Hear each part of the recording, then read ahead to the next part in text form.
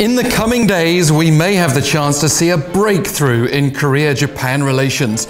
At least that's the hope when South Korean Prime Minister Nak-yon attends the enthronement of Emperor Naruhito on Tuesday, the first ascension of a new monarch in Japan in 29 years.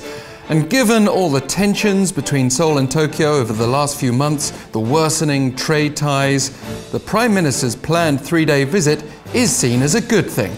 But of course, there's a difference between positive optics and an actual breakthrough.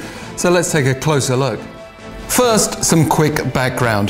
This state of sour relations goes back to Tokyo's colonial rule during the first half of the 20th century, but which has worsened after the Korean Supreme Court ordered Japanese firms in October 2018 to compensate Korean victims of Tokyo's forced labor before and during World War II.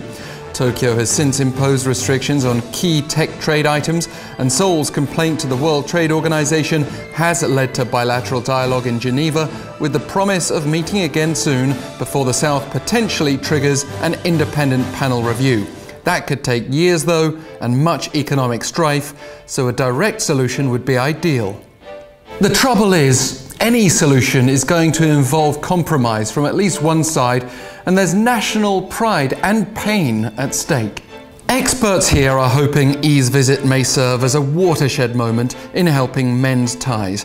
But there's also a mood of caution. On the plus side, I may meet Japanese Prime Minister Shinzo Abe, escalating the level of dialogue that we've seen so far on this dispute. I's background is helpful, as he's built up an extensive network with Japanese government officials and politicians, with experience working as a correspondent in Japan when he was a journalist and serving as vice chief of the South Korea-Japan Parliamentarians Union.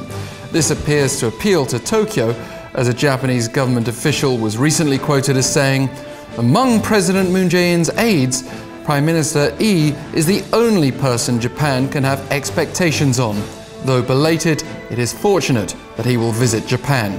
So, if anyone can lead a breakthrough, perhaps I can. But what would a breakthrough mean? Probably the best we can hope for is I brokering a Moon-Abe summit, and that still leaves the two leaders with the challenge of deciding how they can find common ground without betraying their respective political bases at home.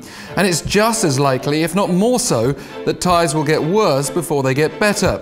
We have the scheduled end of GSOMIA, a military intelligence sharing agreement between the two sides next month, and the expected liquidation of confiscated Japanese company assets in connection with the Supreme Court ruling here.